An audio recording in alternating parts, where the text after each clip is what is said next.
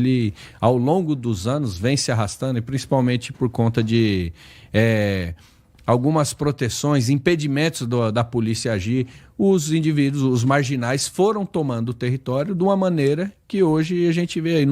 Eu acredito que não tem um especialista maior para falar de Rio de Janeiro do que o Pimentel. E ele explanou muito bem durante esses dias, ao longo desses dias aqui na imprensa. Ele mostrou o que é o Rio de Janeiro, o que é o crime organizado, a maneira que eles tomam o território, a maneira que eles sequestram as pessoas que moram ali dentro, praticamente, no território, e impõem as regras deles, né? Existe relatos, muitas vezes, dos próprios criminosos criarem bloqueios, como se fosse um bloqueio policial de parar o veículo, abordar e revistar quem está no interior do veículo, inclusive, para identificar se é policial ou não. Recentemente, nós tivemos casos de policial que estava passando no meio da comunidade, que foi identificado, não sei se chegou a ver, lembra que num Honda Fit, que balearam polícia e soltaram ladeira abaixo?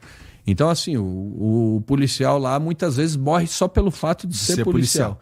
Virou uma guerra, né? Instalou-se uma guerra lá em quantidade muito grande, numerosa de indivíduos envolvidos com o crime. Isso não chegou em São Paulo, então, por conta disso, eu acredito que em São Paulo não teria um confronto dessa magnitude. Entendi. Aqui em São Paulo, a sensação que eu tenho... Bom, eu sou carioca. E a sensação que me parece é que aqui em São Paulo o crime é mais organizado. O que eu quero dizer com isso? Lá no Rio, tem uma... Por conta de como funciona o crime lá no Rio, que a gente tem mais de uma facção, e a gente pode adicionar, inclusive, no bolo das facções, as milícias, né? Sim. A gente ia... Aí do outro lado, a gente tem a polícia. A gente tem ali, então, uma cena de guerra deflagrada mesmo, não entre a polícia e todos os bandidos. É entre a polícia e todos os bandidos e entre os bandidos também. Exatamente. Né?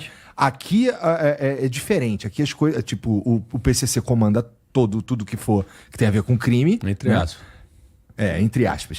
Lá no Rio, a gente tem mais de uma facção e tem as guerras, inclusive...